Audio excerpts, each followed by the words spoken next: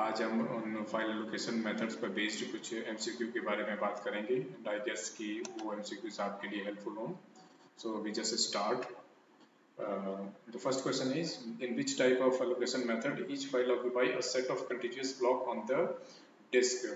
File allocation method के किस particular method में हर एक फाइल कंटिन्यूअस ब्लॉक को ऑक्यूपाई करती है? Option A continuous allocation, option B dynamic storage allocation, option C linked allocation and option D indexed allocation.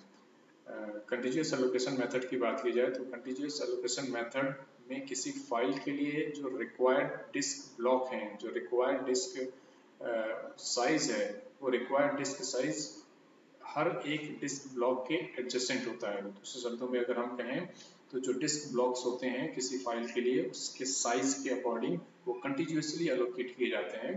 So the answer is option A, continuous allocation method. Now the question number 2, in linked allocation dash. Linked allocation के बारे में in following options में से correct option बताना है. Each file must occupy a set of contiguous blocks on the disk. Each file is a linked list of disk blocks.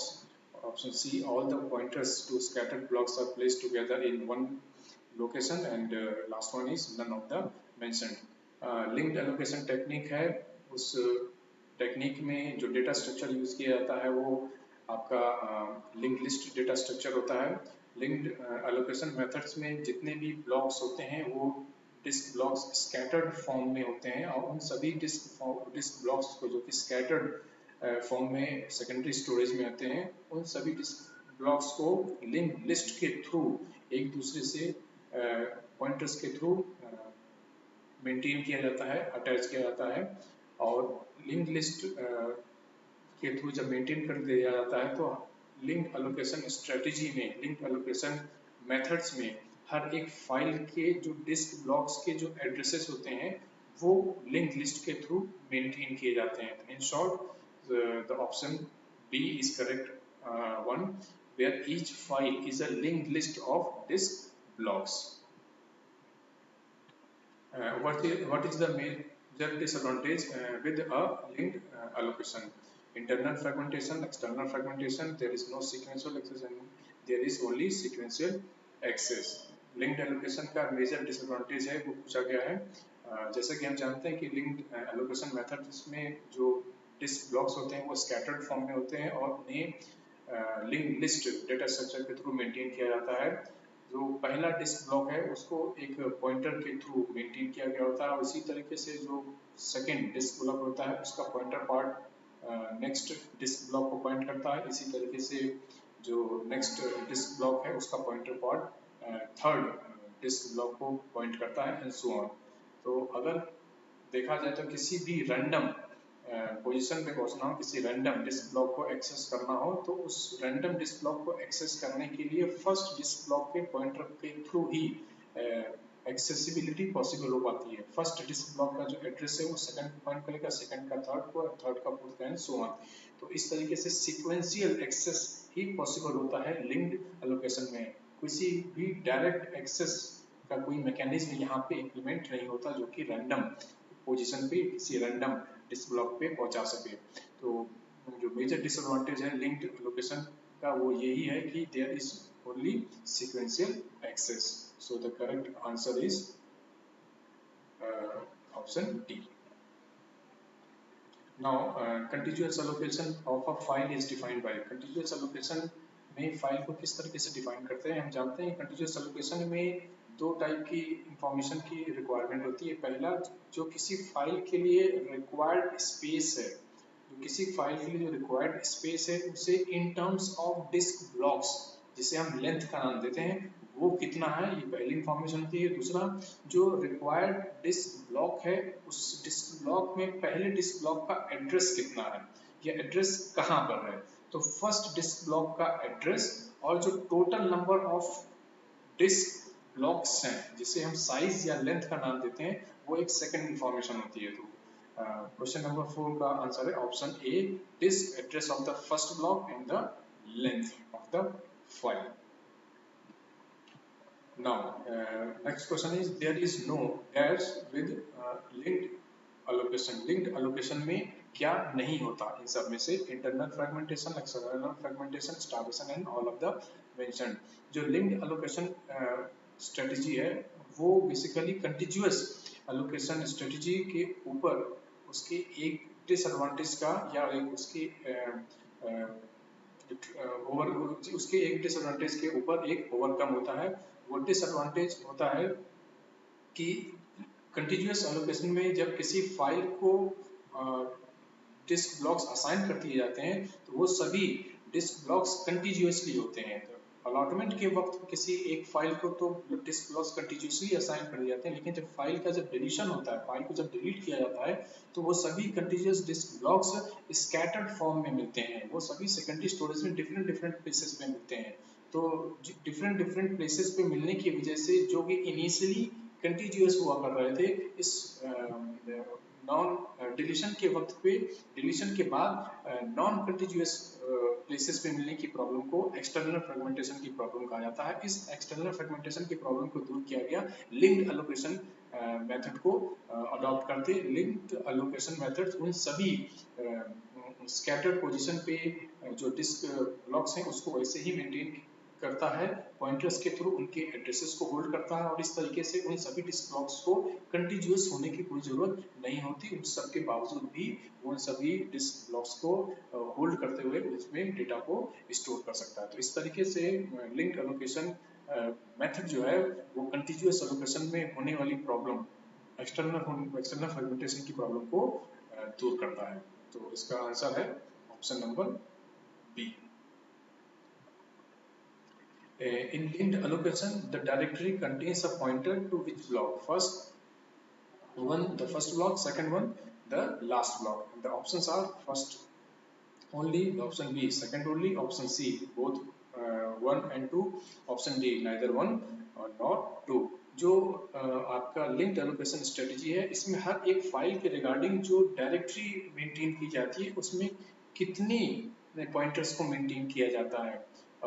तो जो हर एक फाइल जो कि डायरेक्टरी में मेंटेन की गई है, तो हर एक फाइल के रिगार्डिंग दो ही पॉइंटर मेंटेन किए जाते हैं. पहला पॉइंटर जो होता है वो पहले डिस्क ब्लॉक के लिए होता है और जो दूसरा पॉइंटर होता है वो लास्ट डिस्क ब्लॉक के लिए होता है.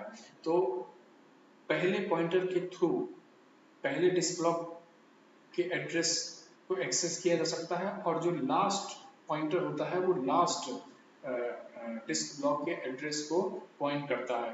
तो इस तरीके से जो है इंफॉर्मेशन मेंटेन की जाती है किसी एक फाइल की रिगार्डिंग किसी एक डायरेक्टरी में.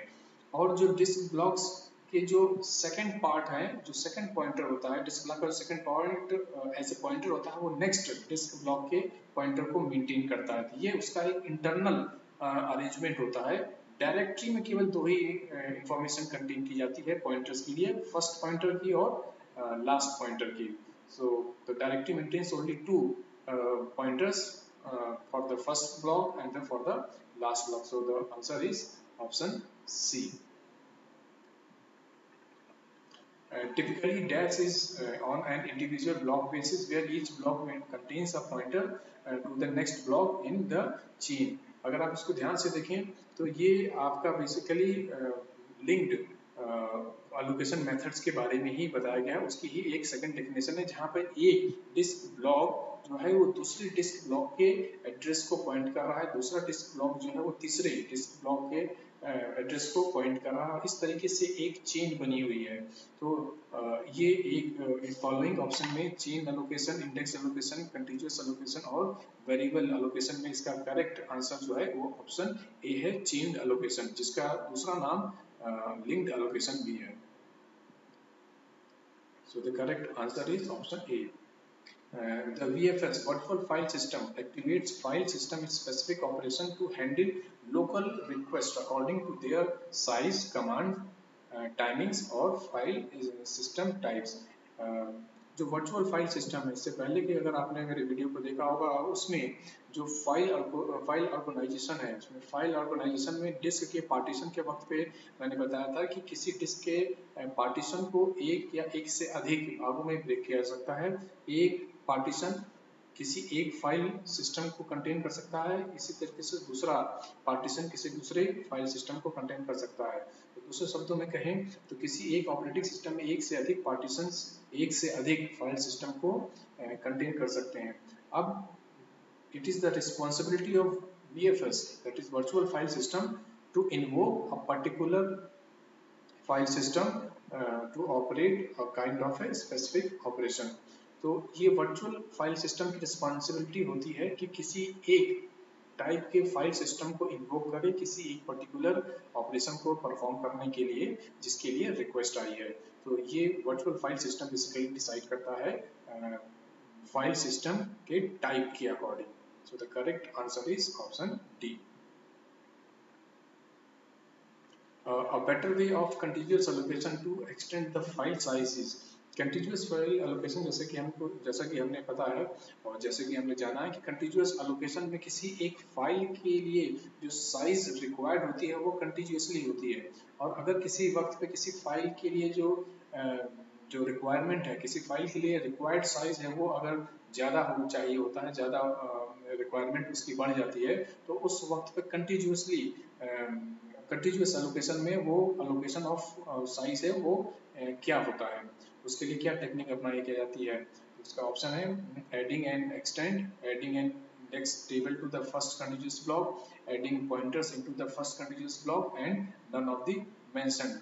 सो जब कभी भी ऐसी रिक्वायरमेंट कंटिन्यूस फाइल एलोकेशन के केस में आती है कि किसी फाइल का साइज अगर बढ़ रहा है और उस बढ़े हुए साइज के लिए जो रिक्वायरमेंट है डिस्क ब्लॉक्स की, तो उसके लिए एक चंक जो है वो उसको अलोकेट कर दिया जाता है, और ये चंक बेसिकली कंटिन्यूसली स्पेस होता है, कंटिन्यूस अलॉटमेंट होता है, कंटिन्यूस अलॉटमेंट होता है। और इस कंटिन्यूस अलॉटमेंट का जो पॉइंटर है वो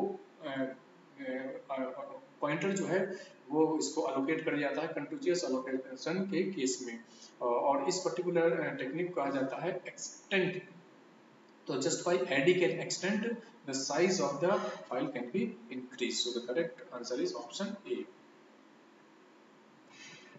if too little space is allocated to a file, किसी फाइल को अगर बहुत कम स्पेस अलोकेट कर दिया जाए तो what will happen, the file will not work, there will not be any space for the data as the FCB take it all, and the file cannot be extended, and last one is the file cannot be opened। अगर किसी file के लिए बहुत कम space allocate किया गया है तो इसका मतलब है कि उस फाइल को सेकेंडरी स्टोरेज बहुत कम प्रोवाइड किया गया है। सो अगर हम ऑप्शन डी की बात करें the file can not be open, तो फाइल को ओपन करने के लिए उसे रैम मिलाया जाता है, फाइल को ओपन करने के लिए उसे प्राइमरी मेमोरी मिलाया जाता है, और फाइल को सेकेंडरी स्टोरेज अगर में उसे बहुत कम स्टोरेज अलोकेट किया गया है, तो यहाँ पे ऑप्शन डी जो है ये इसका करेक्ट आंसर नहीं होगा, क्योंकि उसे फाइल को ओपन करने के लिए फाइल को प्राइमरी मेमोरी में लाना होता है, और जो कि ये प्रॉब्लम क्रिएट नहीं करेगा। सो द ऑप्शन डी इसका करेक्ट आंसर नहीं है। नाउ अगर ऑप्शन ए की बात की जाए तो फाइल विल नॉट वर्क, अगर फाइल को रैम में या प्राइमरी मेमोरी एलोकेट हो जाती है तो फाइल अपने आप काम करेगी, फाइल में प्रॉब्लम नहीं होगी, फाइल के साथ काम करने में कोई प्रॉब्लम नहीं होगी। So the option A is also wrong. There will not be any space for the data, file के लिए जो है वो कोई स्पेस नहीं होगा ताकि उसमें डेटा को फीड किया जाए। क्यों? क्योंकि एफसीबी जो है वो सारा डेटा ले लेगा। FCB that is file control block, हर एक फाइल के रिगार्डिंग जो एफसीबी होता है, फाइल कंट्रोल ब्लॉक जो होता है, उसे फाइल सिस्टम में मेंटेन किया जाता है। तो अगर ये बात कही जा रही है कि किसी एक फाइल के लिए बहुत कम स्पेस अलोकेट कर दिया गया है तो एफसीबी उस स्पेस को कंज्यूम कर लेगा, ऐसा नहीं है, क्योंकि एफसीबी उस अलोकेटेड स्पेस में से स्पेस को कंज्यूम नहीं करता, सेपरेट उसको स्पेस प्रोवाइड किया जाता है। तो और जो नेक्स्ट ऑप्शन इसका बचता है the file can not be extended, ये इसका करेक्ट आंसर है कि फाइल के जो है अगर किसी फाइल को बहुत कम स्पेस प्रोवाइड किया गया तो उसको एक्सटेंड नहीं किया सकता, क्योंकि फाइल को अगर बहुत कम स्पेस प्रोवाइड किया गया है और फाइल के साइज को फिर फर्दर कभी बढ़ाना होगा तो उसको बढ़ाने के लिए पॉइंटर की जो रिक्वायरमेंट होगी वो पॉइंटर की रिक्वायरमेंट ही स्पेस कंज्यूम कर ले जाएगी, और जिसकी वजह से उसके साइज को फर्दर बढ़ाया नहीं जा सकता। अगर किसी फाइल को बहुत कम स्पेस प्रोवाइड किया गया है तो उस कम स्पेस में वो पॉइंटर नहीं कंज्यूम कर सकता जिस पॉइंटर के थ्रू वो फर्दर किसी स्पेस को उसमें अटैच कर सके. So the correct answer is the file cannot be extended. Option C. This was all about the MCQ of first file allocation method, and I guess कि आपको ये मेरे points समझ में आए, and keep in touch. And, thank you.